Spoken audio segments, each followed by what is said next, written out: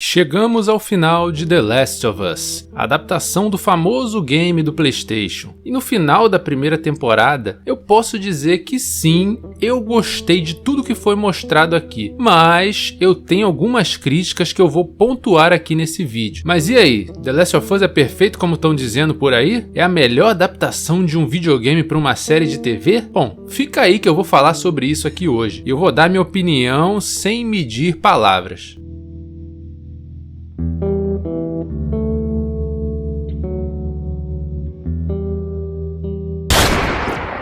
O game The Last of Us é um grande hit do console da Sony. Ele originalmente foi lançado no ano de 2013 e logo ele se tornou um dos melhores jogos de todos os tempos, graças ao seu bom roteiro e narrativa, aliado a personagens carismáticos que dão um charme à obra, já que torna esse mundo aqui muito mais interessante. E demorou bastante até adaptarem o game para um filme ou para uma série. Se você parar para pensar, não é tão difícil assim adaptar The Last of Us, porque o game em si já é muito cinematográfico.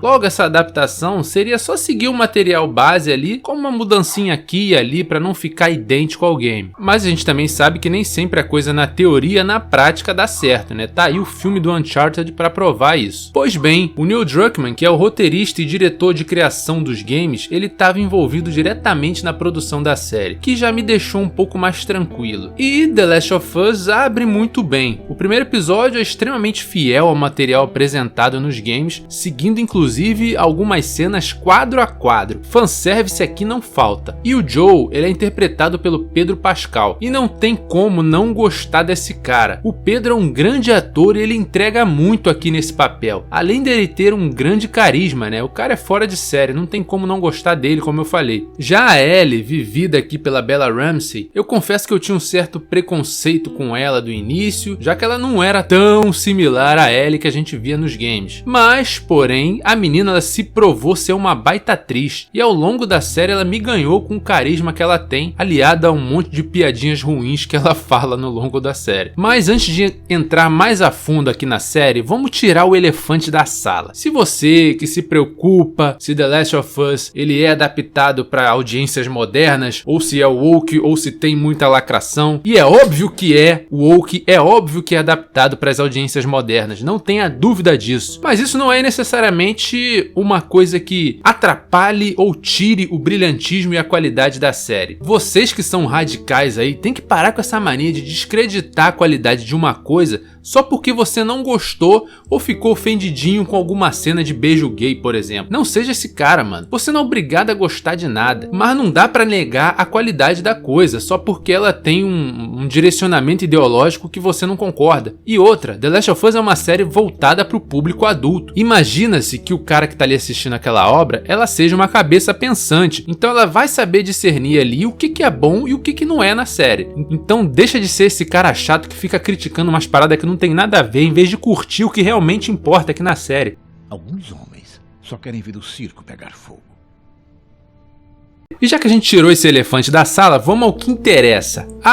Vai ter spoiler, tá? Pelo menos alguns spoilers leves aqui, eu não vou tentar entrar muito a fundo para não spoiler a série inteira, porque eu acredito que muita gente ainda deve estar assistindo ou ainda vai assistir, então esteja avisado. Bom, a série ela não é perfeita, ela tem pontos altos como o episódio 5, mas tem episódios bem arrastados e que pouco agregam à trama principal. Sem falar que os 2 últimos episódios foram extremamente corridos, mas vamos por parte. Tudo começa muito bem, os 2 primeiros episódios são incríveis, mantêm o espírito do game, tem inúmeras cenas idênticas que mantêm o nível da série lá no alto. Como eu falei no começo do vídeo, o fanservice come solto. E tudo vai muito bem até chegarmos ao episódio 3. Episódio esse que conta a história do Bill e do seu parceiro Frank. E esse é um dos episódios com maior tempo de duração da temporada. Conta ali a bela história de amor dos dois ali no fim do mundo, mas que pouco agrega à trama principal. Esse episódio ele poderia ser muito mais curto para contar essa história aqui, ou pelo menos intercalar com alguma história história paralela aqui, mas eles decidiram simplesmente focar nos 2 personagens. No final desse episódio, ele soa quase como um spin-off, tendo só um fiozinho narrativo que liga a trama principal, que é a carta que o Bill deixa pro Joel no final do episódio. Mas vida que segue. A série ela segue bem nos episódios seguintes e, como eu falei, ela tem o seu ápice no episódio 5, que conta a história aqui do Henry e do Sam. Eu confesso que esse episódio ele me pegou, mano. É um episódio muito bom, mas ao mesmo tempo ele é desolador. Aliás, The Last of Us geralmente é assim, né? Sempre tem um final meio triste. E temos aqui também um grande confronto contra os infectados aqui na série. Eu acho que o orçamento da série foi praticamente usado todo aqui nesse episódio, já que ele é mais grandioso que até o último episódio da temporada. Já que eu falei aqui sobre infectados, a gente vai chegar num outro ponto que eu acho um problema dessa série. Existe muito pouco confronto com infectados na série, e eu fiquei com a sensação que os infectados nem eram uma ameaça tão grande assim, o que pra mim é um problema, né? Você tem uma série de apocalipse zumbi e os zumbis não são uma ameaça tão grande. Se isso não é um problema, eu não sei o que é. E eu sei que você já tá aí doido, já tá doido aí nos comentários pra digitar que The Last of Us não é sobre zumbis,